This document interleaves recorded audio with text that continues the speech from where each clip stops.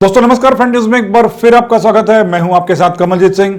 Bharatiya Janata party के प्रदेश के नमामि देवी नर्मदे प्रकल्प के प्रदेश संयोजक, भारतीय जनता पार्टी के वरिष्ठ नेता, जबलपुर के सुप्रसिद्ध orthopaedic surgeon doctor Jitendra Jamdar ने आज स्थानीय होटल सिटी स्टार में केंद्र सरकार द्वारा गत 1 फरवरी 2021 को पेश किए गए वार्षिक बजट के संबंध में एक प्रेस वार्ता ली।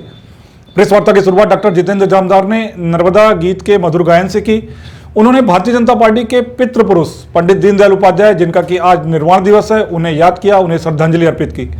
केंद्र सरकार द्वारा पेश किए गए बजट पर उन्होंने चर्चा करते हुए कहा कि कोरोना व दिल्ली बॉर्डर पर चल रहे किसान आंदोलन के बावजूद निर्धारित 1 फरवरी को बजट पेश होना केंद्र सरकार की सबसे बड़ी उपलब्धि है।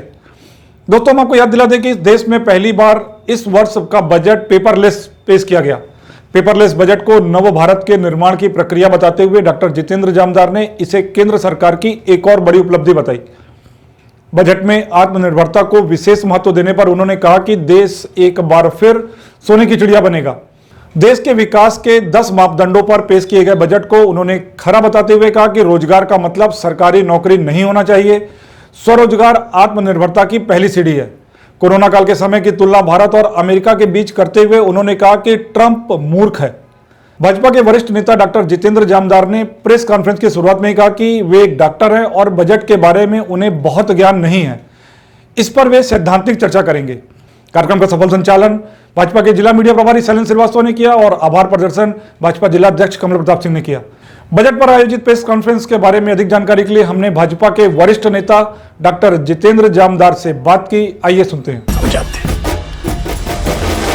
तो इस त्योहार इनकी, मेरी और टीवीएस परिवार की बस यही शुभकामना कि बुलंद रहे जोश और खुशियां हो ज्यादा। आज 11 फरवरी का दिन है और पूरे देश के अंदर आज पंडित दीनदयाल उपाध्याय को स्मरण किया जा रहा है। संयोग यह है कि 1 फरवरी को राष्ट्रीय बजट प्रस्तुत किया गया।